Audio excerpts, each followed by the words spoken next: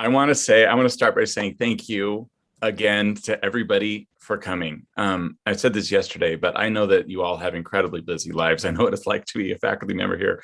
There's a lot of work to do, grading every week, and you're taking hours out of your life to attend this. And I'm super grateful for that. To me, it shows a lot of dedication to teaching and to our students. And there are a lot of students here today too. I'm grateful for them. They've got a lot going on too, and they're taking their time to learn from us. And so I'm super grateful for that.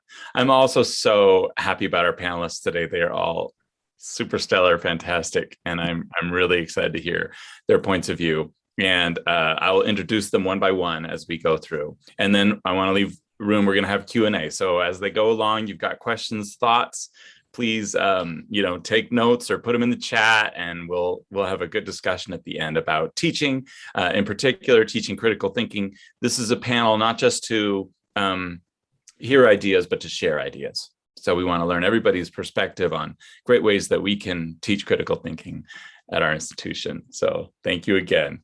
So without further ado, I'm going to start by introducing our first presenter, Clifford Blizzard. Now, Clifford gave me permission. He made the mistake of giving me permission to introduce him myself. So without a bio, here goes. You asked for it.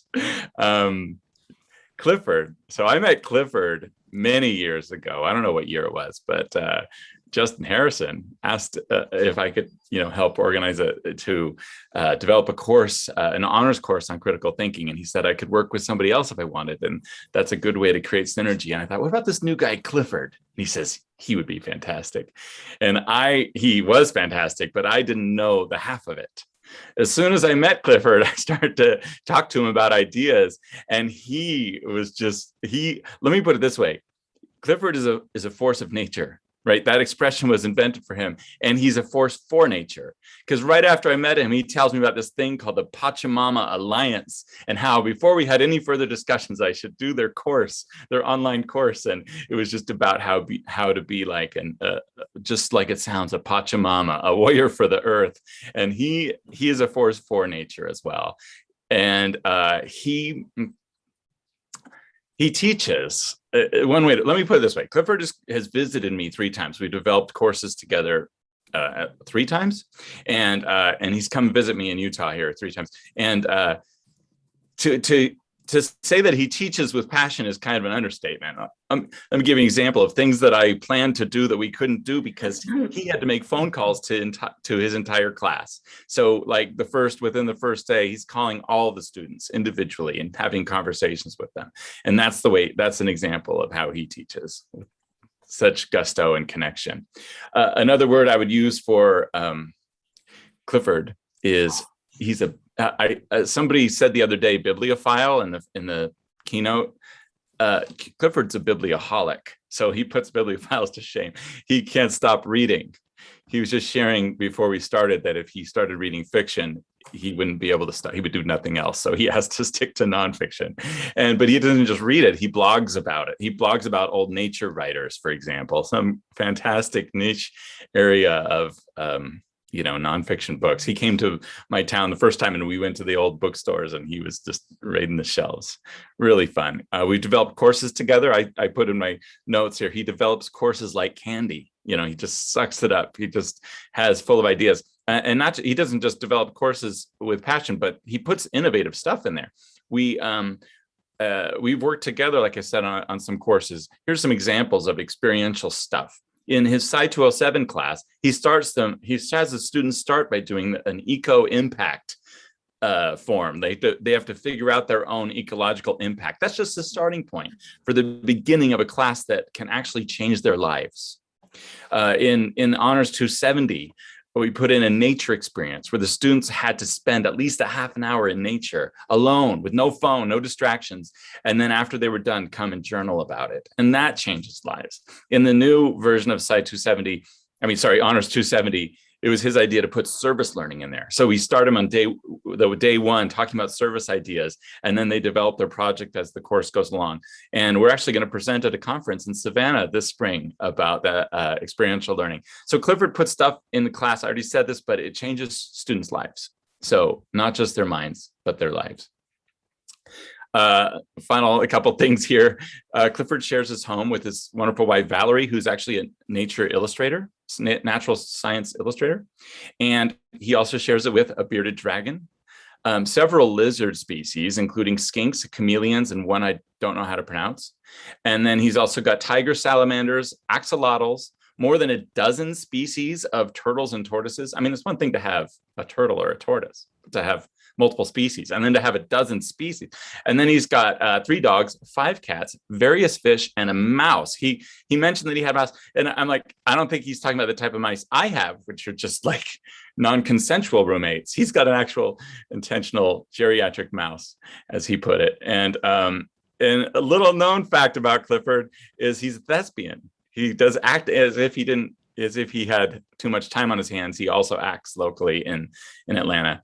And he a couple more things. He quotes songs like we'll have some experience together when he's we visited this summer and we had a great time. And something will happen and I'll be trying to describe it.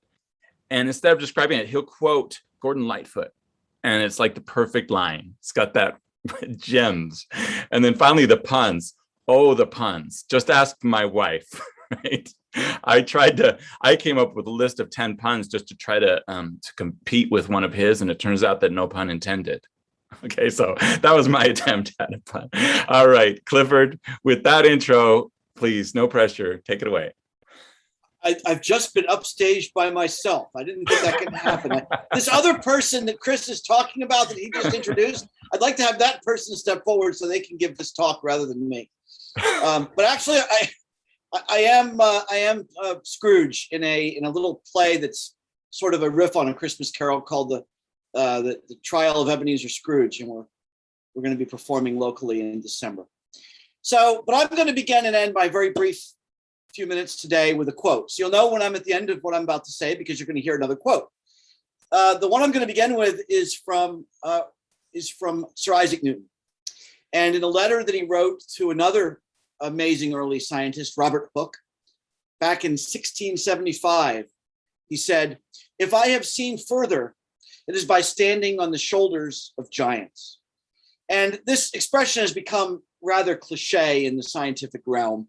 I'm daring to say it today because I know everyone else here isn't a scientist, so maybe I could get away with it. But it really embodies the idea of scientific knowledge and how scientific knowledge accumulates over time.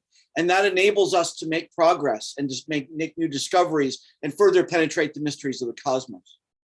So how do scientists communicate? Well, they communicate through scientific literature, through writing articles that then go through a process called peer review, where they're effectively vetted by other scientists, evaluated as to their credibility and worth.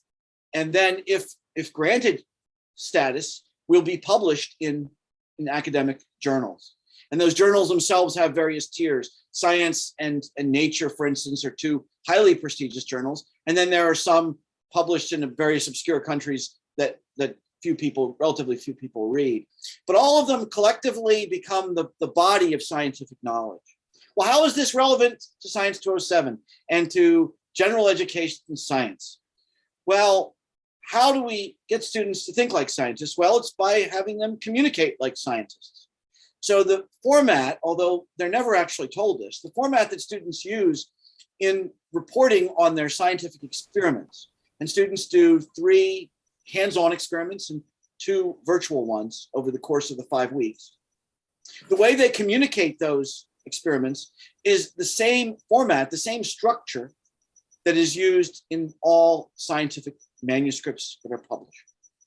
So I'm going to walk you through that very briefly and point out how that embodies the way critical thinking is vital to the scientific endeavor, and how having students use that format enables them to really, if not master, at least get a taste for how scientists think about the world. So the scientific manuscript begins with a background. And in line with the quote about standing on the shoulders of giants, the purpose of the background is for scientists to communicate how their work, their particular study, relates to what has gone before. So they're making connections to the past. They're drawing in what they're building on. They're making the foundation evident, what they're building on for their particular study. Then there's an objective, which is a brief description of the purpose of it. What are they doing? And then a very important piece where they discuss their hypotheses. And we often use the phrase educated guess, but I really hesitate to describe a hypothesis that way.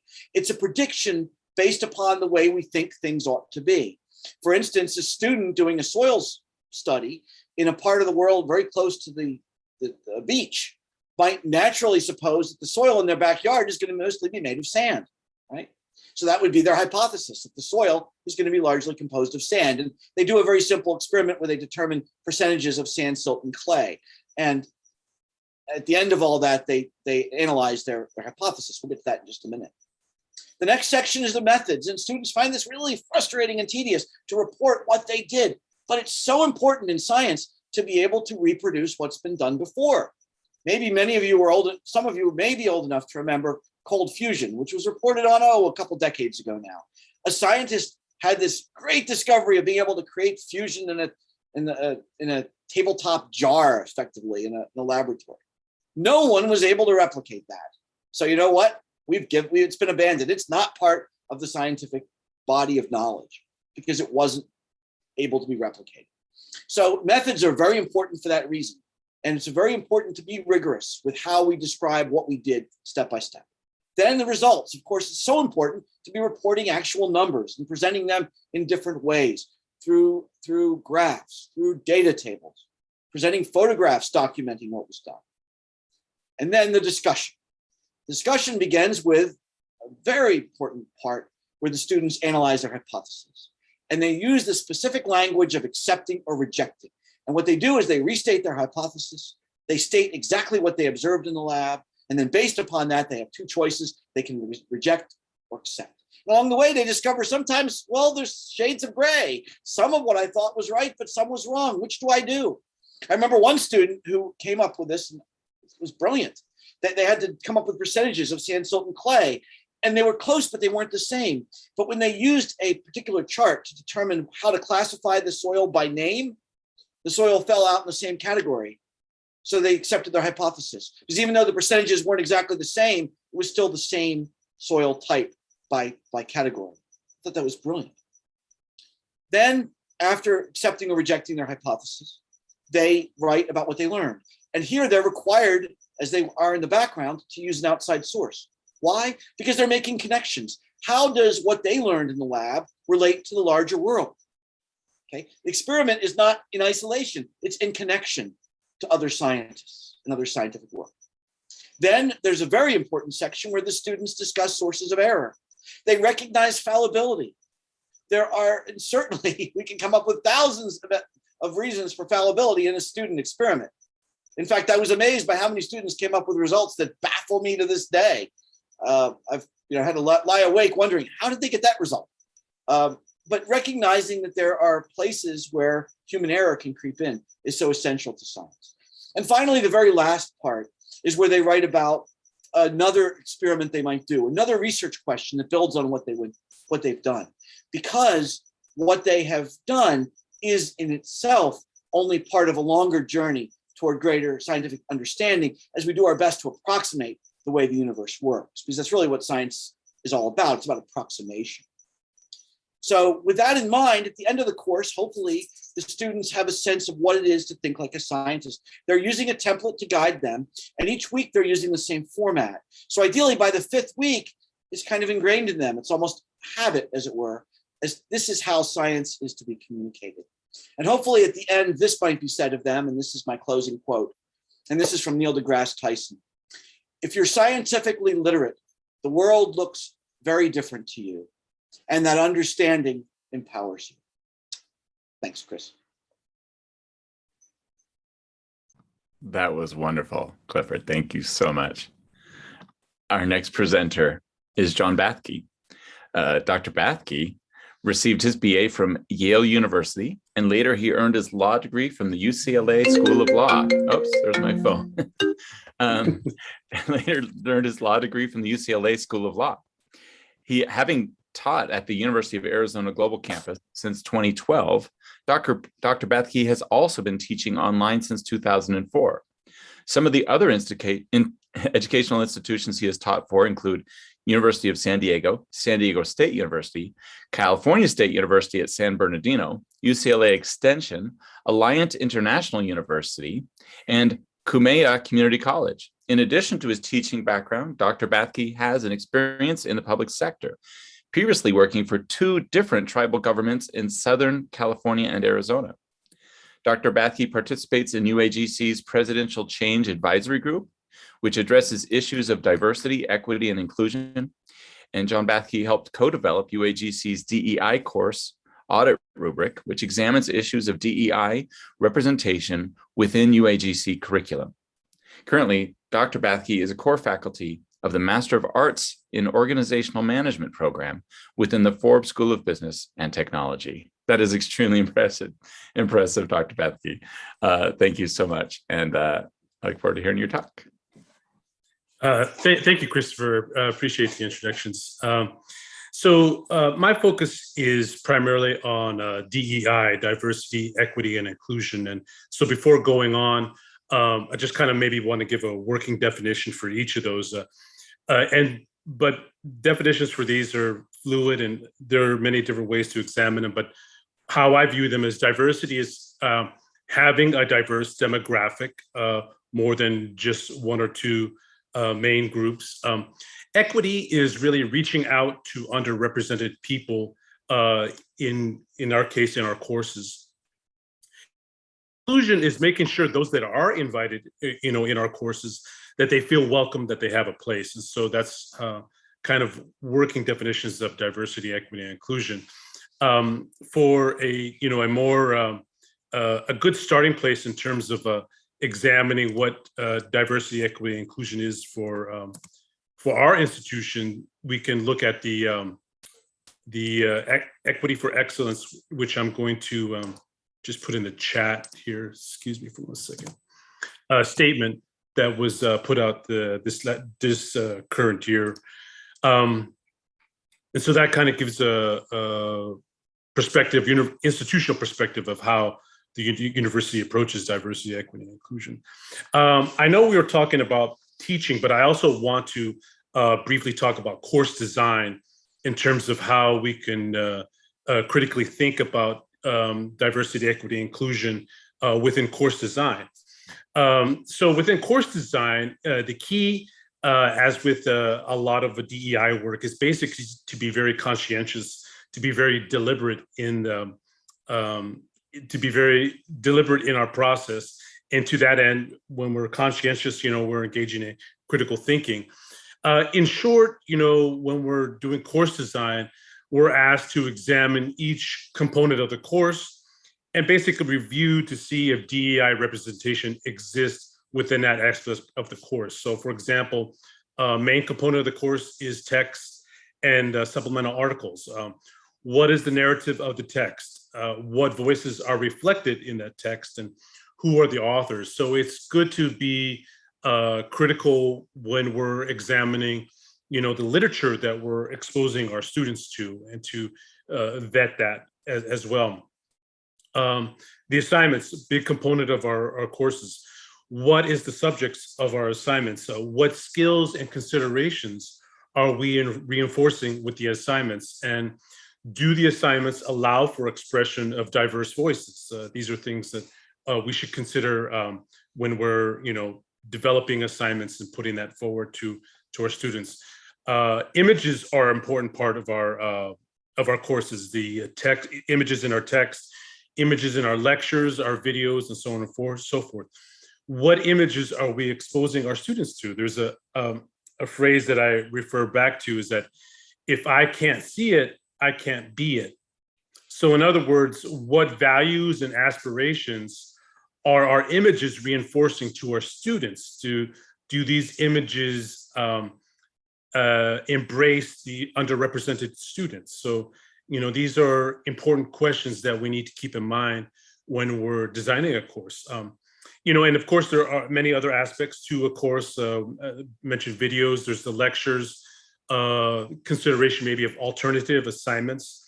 So, there are many ways in which we need to really kind of be careful and conscientious of how we incorporate DEI. You can start with the DEI course audit rubric and kind of backwards use that as a starting place to kind of see how to be conscientious in incorporating DEI within our courses. But in short, we want to reach out to our disenfranchised populations, and the question is our course doing that? And so going forward, I don't know if we should approach course design as we business as usual, but critically think about how we can incorporate DEI into each aspect of our courses that we do design.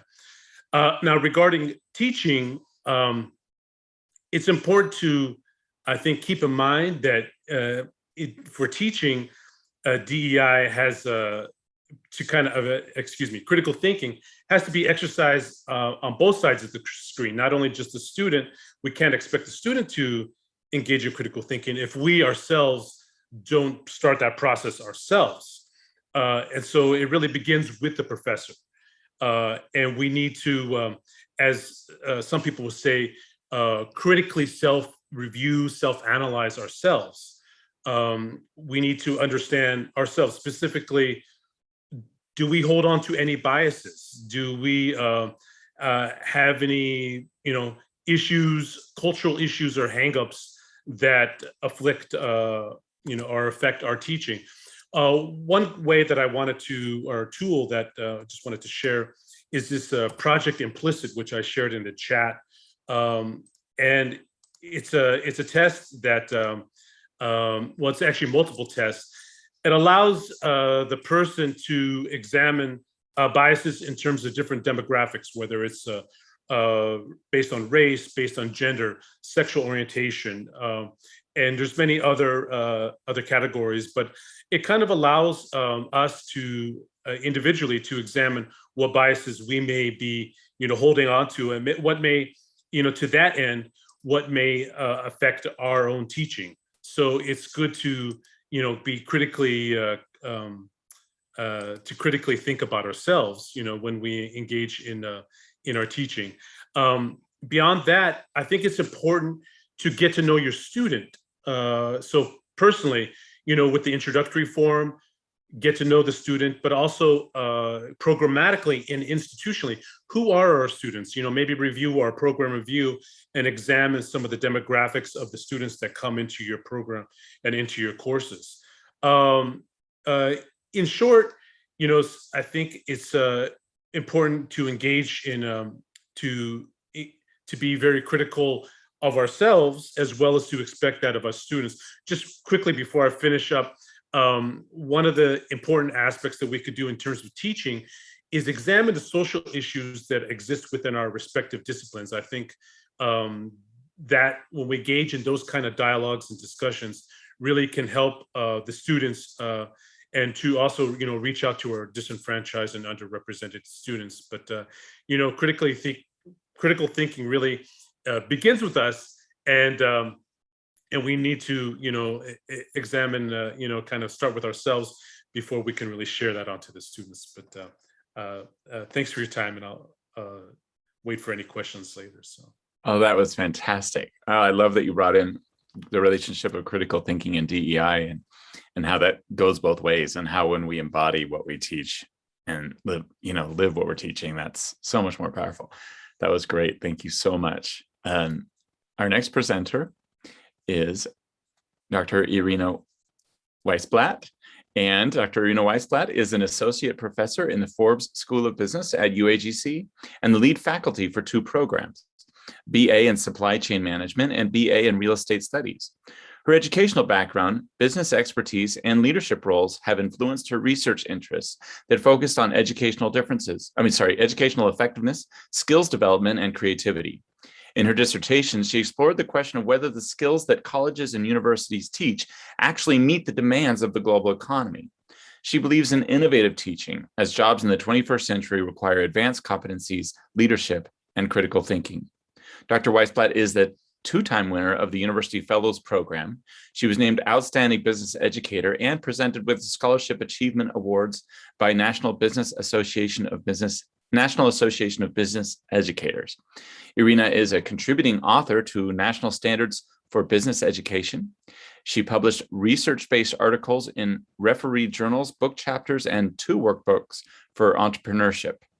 Dr. Weissblatt is past president of California Business Education Association and International Society of Business Education. Dr. Weissblatt believes that constant pursuit of excellence in teaching and learning produces superior results. She wants her students to gain useful knowledge, to acquire the powerful tools to do well in life, to prosper, and to grow professionally and intellectually. She wants to see her students achieve their goals and always aspire towards excellence. And with that, thank you, Dr. Weissblatt. Thank you so much, Chris, for this introduction. And I just want to mention that even though you misspoke about educational differences, but there is a lot of truth in it, actually, considering the population of students that come to our university and our role at the same time as educators to infuse critical thinking in all of our students, regardless of their level of prior academic preparation. So, and again, I want to emphasize that yesterday's Students Forum was such a great demonstration of not only our efforts as educators that we prepared such wonderful students, but most importantly, the demonstration of what an incredible army of workers and those who are responsible for the future of our nation we are having. So I'm really impressed by both our faculty members and our students alike.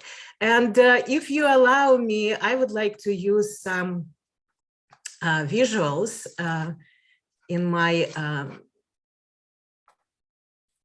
in my presentation. Do you see my slide right now?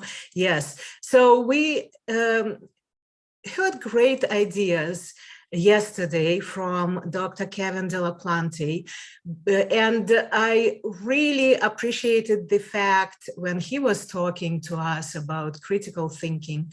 I really loved the idea that he pointed out that more emphasis today is on skilled performance. The reason I liked it, because being a business instructor who came from actually from the corporate world, they have more than 20, not that I want to admit the timeline here in my life, but more than 20 years of experience in the corporate world.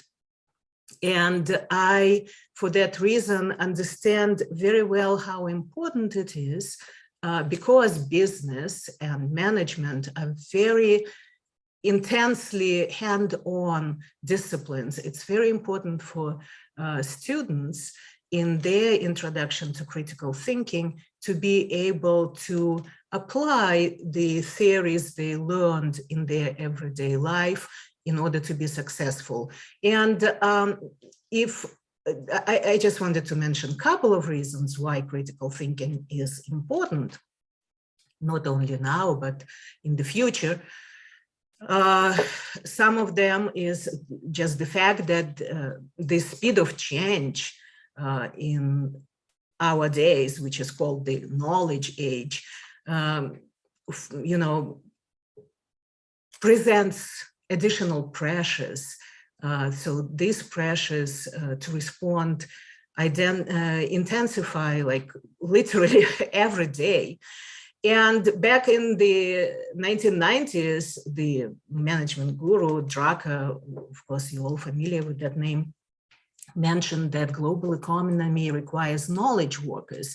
And as we all see today, that knowledge is becoming really the foundation of economic growth for many nations, as opposed to the traditional land, labor, and capital.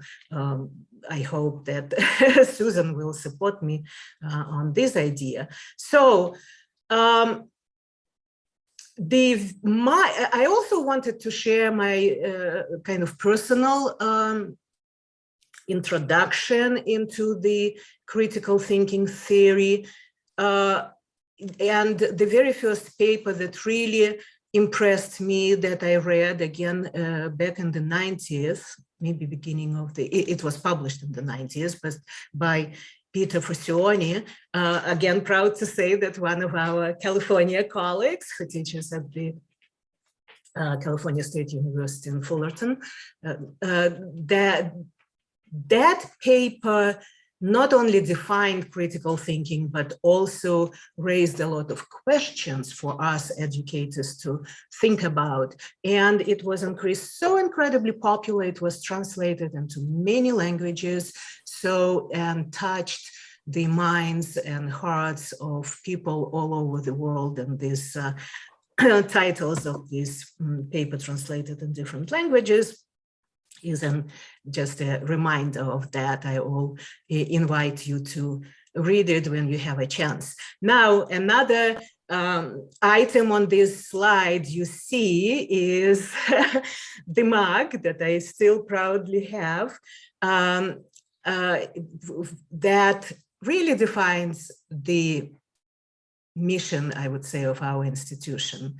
And it was given to me, I don't know, about 5 years ago when I first served on the steering committee for a TLC conference. And I was back then surprised how nicely, in a few words, we really defined what is important to us as an institution. And what is important is to teach students how to think, not what to think. To me, of course, the person who came from communist Russia, these words are particularly important because when I was raised back in Russia, it was kind of natural to me as a student to absorb what we were told to think about. And so the what part was important, what to think and not to deviate one step to the left or to the right. So I decided to give up that nonsense and move to America, the mecca of free enterprise and individual freedoms and so on. So my very, very first introduction actually to critical thinking was this book that you see here on the left of your screen called Critical Thinking Skills for Dummies. Well, actually, it was, I mean, it's not the greatest book maybe about critical thinking, but it really did a good job to me as a student at the time at MBA program, because it very precisely explained the fundamentals of critical thinking and how they relate to your skills development.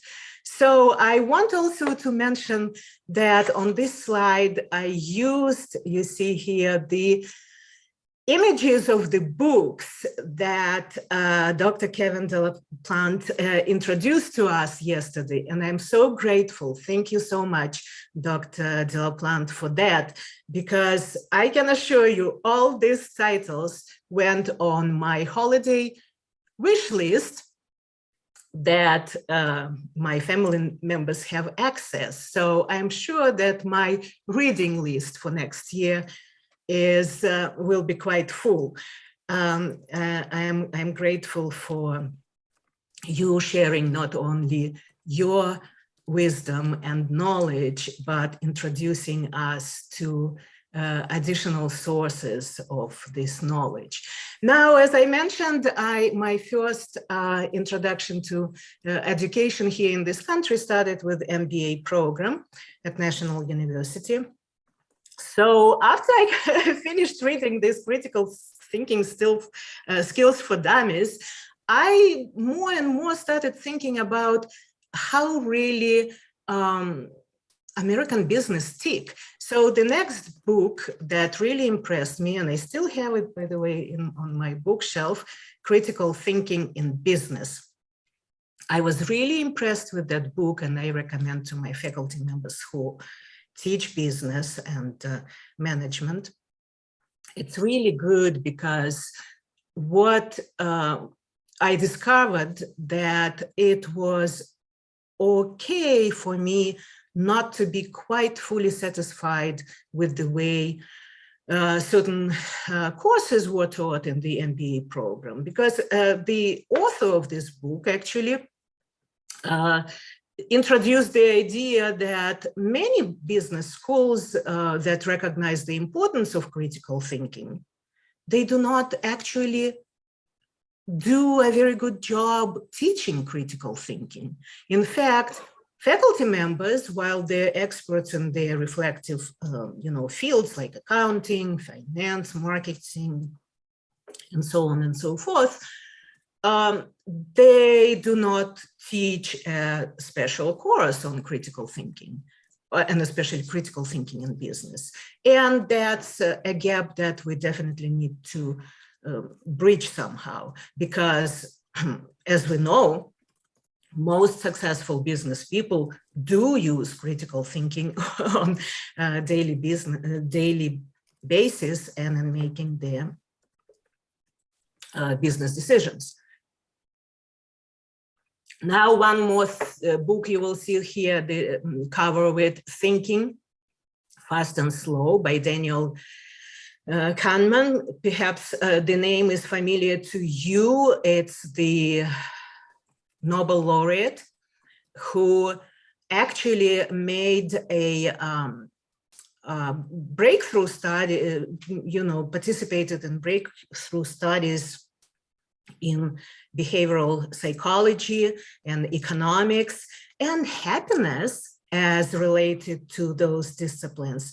And those studies not only won him the Nobel Prize, but also they influenced the future generation of thinkers and authors, such as you probably heard of Steven Pinker and Malcolm Gladwell. So another great book I would really like to recommend to all of you, because it produced a great effect on me, frankly, Understanding How We Learn. And it's a visual guide. But the great thing about this book is that, again, it makes this grabber opening, so to speak, in the very first words of this book. The authors say that educational practice, the way we practice in the classroom, it doesn't often rely on research findings. Instead, we frankly rely on our intuition. And that's not always, it doesn't mean that it's necessarily a bad thing to do, but it's not the best approach. So this book helps teachers integrate research-backed strategies into their teaching and illustrates them with very smart, very great infographics and so on. So, because as we know from learning sciences that visual aids help learning, right? So, and again, the most important aspect or benefit of this book, that it focuses on evidence-based education. I know that Tricia Lauer and her assessment team will be probably happy to review this book and incorporate maybe some of the ideas in our instruction. Now, the second point, I'm sorry, Chris, I'm going to. You're fine. The second point I wanted to make with this slide is, like, again, the visual presentation. Look how many books were on the left-hand side written by scholars. And frankly, I found only one book called What Business Wants from Higher Education, written by employers. And more precisely, the authors of this book are the former executives of IBM. And they, if we want to answer the question, what employers are looking for in our business graduates, they clearly explain it in this book, and they, among the first skills, they put critical thinking, communication skills, the ability to work in teams, flexibility, and so on. Again, just to emphasize that critical thinking skills are very important to employers. And I wish that business people create more books like that. And frankly, want to introduce one more. I kind of couldn't find it right away, but it's one of my favorites, called Thinking for a Living. As you can see, a lot of stickers here as an illustration that I use it often. Now, also, I wanted to mention that just some of wanted to give you a couple of examples of how practically I introduce or how I inspire my students to think critically. First of all, I think that in our business disciplines and management disciplines, we need to rely on these 3 out of 5 pillars of critical thinking: argumentation, background knowledge, and creativity. Creativity is particularly important. So one example from discussion forum, when I ask a student to kind of make an argument in support of her idea as opposed to ideas that other students introduced. Now, another way to inspire students to think critically is not only to summarize what they've learned from the textbook, which is great, but also to introduce additional resources. And here is the picture when I, for example, let students know that in addition to traditional perception, our perception of infrastructure in foreign countries, such as, utilities, roads, airports, and ports, and so on, that we need to remember that communication is also part of infrastructure. And when you are doing business internationally, it's important to be able to communicate with foreign counterparts effectively, and so on. So introduce the real life current examples. Like, for example, we all know that after during the COVID pandemic, supply chain is the second most used word after COVID itself, right? So I give examples and ask additional questions related to business functioning during COVID. So one more thing very quickly want to share with you. And this cartoon itself is a demonstration that I strongly believe that the use of humor is another good way to point students' attention to critical thinking. And I will finish on that. And again, thank you so much for your attention and allowing me probably more time that I was allowed to speak. Thank you very much.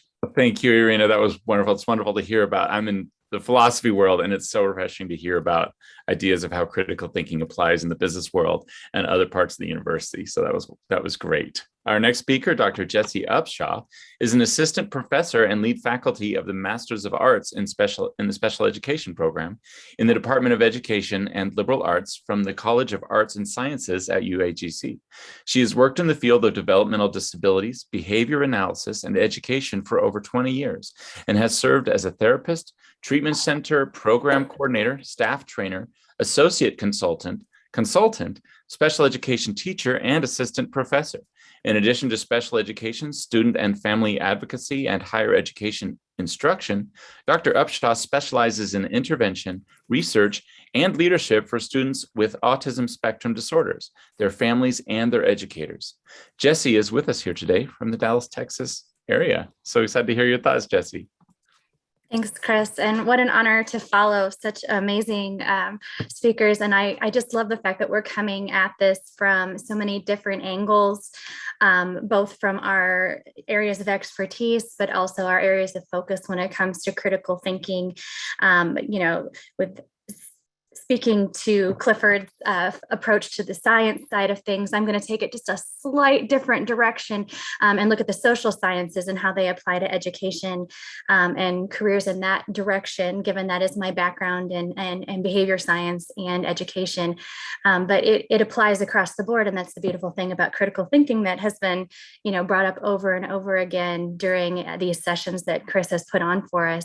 It's that skill that provides our students a foundation for how they see and interact with the world. It just promotes that practice of asking questions, identifying problems, gathering information, keeping their open mind, analyzing potential solutions, weighing that against relevant criteria or standards, depending on what scenario they're in. As Irina said, it's not what they're thinking, it's how they're thinking about it. It really does transcend career choice. It gives that guide for how you make decisions, how you consume information in media, the relationships that you form in your professional life, in your home life, across your community, and as a student. And it ultimately is the behavior that guides the development of a worldview. So by that philosophy, Chris, as a philosopher, it limits on critical thinking do limit a worldview, while development of critical thinking skills really do promote success. And that's what we're here for, success. I recognize I had a privilege of very early exposure to the practice and development of critical thinking in my own life. Irina spoke to her development of critical thinking skills, and I did have that privilege of in my family. We had a culture of promoting critical thinking, and in my early educational career and culture, it was also something that was prompting me to continuously evaluate information, the choices that I made, sometimes too much so to the point of overthinking, but evaluating communications as a result. And it was based on the potential outcomes and validity of information around me, and it shaped who I am. And that's what we're there for, to support students in their development where they're at. It has opened up career opportunities for me, educational opportunities, and personal relationships. So we're not just handing the key to a degree, we're handing the keys to whatever a student wants to make of it, based on their meeting them where they are in critical thinking. I had the honor to be accepted to a grant-funded doctoral program. It was called the Systematic Training for Autism Researchers and School Personnel, or for short, Project STAR. And I would attribute my culture of critical thinking and the instructors that came before that doctoral program to my success and ability to complete that degree. It really has guided my career path in special education and behavior analysis as well. That critical thinking in education and behavior analysis is focused on learning, data, analysis, and communication. And we hold a strong focus on evidence-based practice and data-driven decisions in the field of special education. It really means students of education and professionals are part of the research process. As Clifford was mentioning, in the scientific research process and the social science research process, it looks much the same. They're encouraged to build upon those evidence-based practice strategies, and we use critical thinking to do that. Use what works, collect data, use outside of the box thinking to determine effectiveness and communicate the results. That critical eye is encouraged, and asking questions, sharing resources, and solving problems are all part of the field of education. It also incorporates collaborative planning, professional learning communities or communities of practice, and other opportunities to continue to build that mindset of critical thinking to gather, assess, and share information with fellow educators. Some specific methods that I use, I subscribe to explicit teaching is often the best the best go-to method. You know, I'm not gonna hide anything that we're talking about critical thinking. We're going to use that metacognitive approach, discussing the components of critical thinking, providing feedback and strong examples of critical thinking, pointing it out when I see it, pointing it out when I model it, and encouraging behaviors like asking questions, evaluating resources, and sharing evidence-based practices are really important to promote creative problem solving. It can be accomplished in our classrooms in announcements, discussion responses, and feedback. And John spoke to both curriculum development and teaching, and I think I would speak to the same. Employers in the field of education are really looking for those critical thinking skills. So providing those opportunities in our classrooms is absolutely essential. When we are developing competency skills in critical thinking, we have to be intentional about it. We can model it through our curriculum resources, through the learning outcomes we're developing, as well as the assessments and rubrics. And I know the assessment team is gonna shine on that some more. So Tricia, shout out. Those rubrics are a really important place to address the critical thinking skills. It provides that foundation for students for developing those patterns that really do demonstrate critical thinking, practicing what we tell our students are a part of what they're required, modeling it there. One way that I can accomplish focusing on these skills, it really goes to those high impact practices in higher ed, as well as our institutional learning outcomes, preparing students for their next career steps. You can bring support of components of critical thinking into planning for program outcomes and mapping those out, making sure students' experiences in and out of the classroom involve critical thinking opportunities. And I like to use mapping to incorporate those critical thinking skills to the course activities. So we're explicitly looking at how to solve those problems and bringing it in scaffolded and consistent practice. Another one of my absolute favorites, like I said, is those rubrics. I really utilize those lines in the discussion board rubric that we have here at UAGC to promote critical thinking. Shaping behavior seems to follow. In the first week of every course, I explicitly state what distinguished critical thinking and discussion engagement looks like. I follow up with examples and feedback, meaning you need to go beyond just commenting on another's post that it was a nice post, or sharing your personal experiences, going on and sharing resources, asking questions. By week 3 or 4 of the course, almost every student, based on that feedback, they're going beyond nice post and sharing personal experiences, asking and answering questions of their peers. They're sharing relevant resources. And I've even noticed students that I've had in intro courses, they'll continue that practice. When I see them in the capstone, they're still approaching their discussions with critical thinking. So it can be accomplished in so many different areas. And I want to leave some time for Susan. So that is what I have to share today. Oh, that was wonderful. I love those specifics about things we can do in our online classrooms. I'm going to take more of those on and modeling the discussion, critical thinking right at the beginning. Thank you so much, Jesse. Our final speaker, I just want to say that in the terms of the Q&A, we might forego the Q&A today, but if you have Q&A stuff, if you can come tomorrow's a perfect day to discuss ideas, we'll do it. So we want to give the rest of the time to our final speaker, Susan Gould. Susan Gould earned her Bachelor's of Arts in Political Science from Northwestern University and a Master of Management degree, majors in Finance and Management Economics from Kellogg Graduate School of Management at Northwestern University. She also holds the CFA designation from the CFA Institute. Susan is the lead faculty of the BA in Finance and MS Finance programs at UAGC. Susan worked for 20 years in corporate finance, where she prepared business valuations of privately held companies in a wide variety of industries, including natural gas, printing, construction equipment, manufacturing, architecture, and engineering, retail, and commodities training. Well, that's a lot of competencies. That's amazing. Susan specialized in representing employee stock ownership plans from implementation and stock purchase through sale transactions. That's very impressive, and I'm excited to introduce our final panelist, Dr. Susan Gould.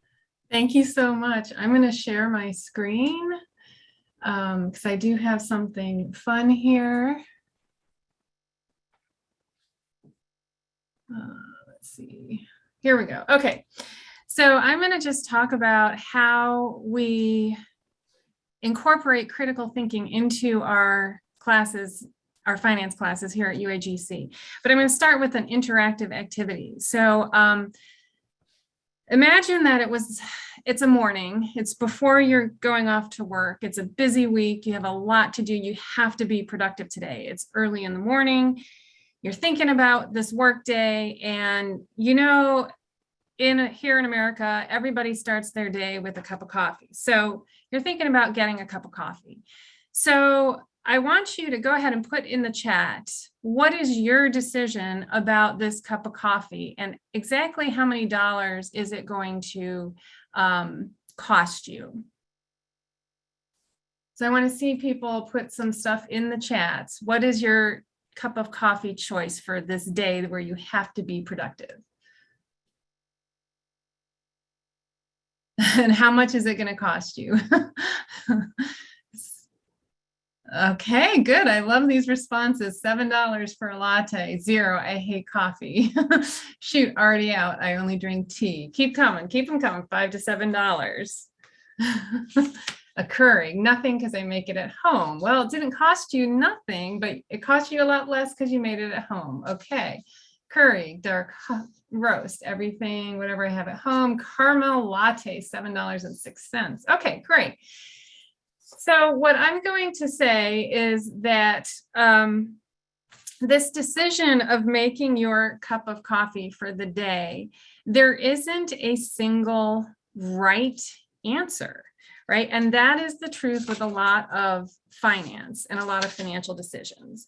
So the first thing that you had to think about was, do you even like coffee? And some of you probably don't, right? So you might have said, I'm going to have milk or juice or soda or nothing, right? So you used your creativity to frame this question in a way that is meaningful to you.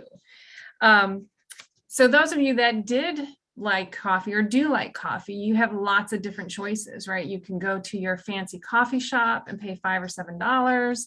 You can go to a lower tier fast food purveyor and pay $1 or $2 for a cup of coffee. You can brew something at home. Somebody said that would cost them $0. It really doesn't cost you $0 if you brew it at home, but maybe it's a few pennies a cup, right? So you considered all of these different things. You have, what do you like and what is it going to cost you? And then ultimately, and I don't know if you guys can see how this works on my screen, but there's ultimately a final transaction. Let's say you did go down the street to one of the purveyors and you spent money to go and purchase your coffee there.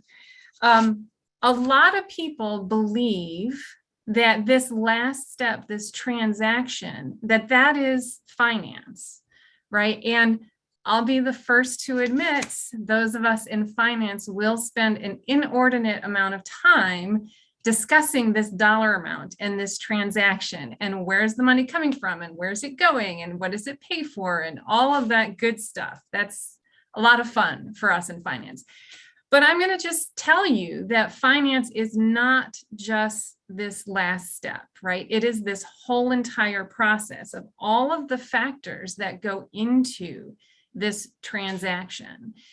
So I had some other stuff here, and I'm going to use my critical thinking to skip to the last page because we are running out of time. But I just wanted to show you how this shows up in some of our finance courses, right? So in Business 215, we ask our students in their final project, which is they work on over 5 weeks, to create and structure financial recommendations for a client based on their own analysis and evaluation of the financial situation of that client.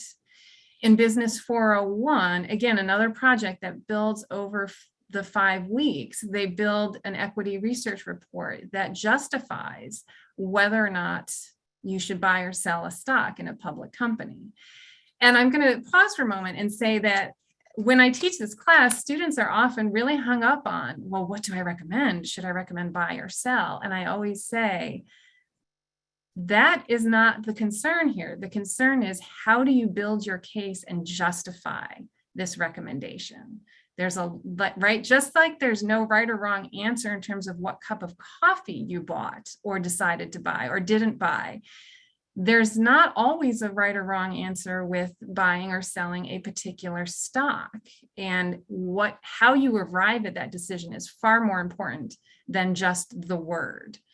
So in Business 405, students have to create a model portfolio using different types of securities. And in Fin 490, they have to justify a merger between two companies for the executive leadership. And so that's all I'm going to say, because I know we are short on time, but just a good way for you guys to think about how critical thinking plays out in different fields of study, in particular in finance, and hope that's helpful to everyone. Oh, that was more than helpful. That was wonderful. That was such a great example of critical thinking across the curriculum, which is the whole idea behind this conference. So that was perfect way to end. I thank you all so much for your presentations, and thank you everybody again for coming. And maybe I hope to see you tomorrow, where we talk about course development and more about critical thinking teaching ideas. Course development, data and assessment, and critical thinking teaching ideas. So thanks again for coming, and thanks to all our presenters. Have a great day.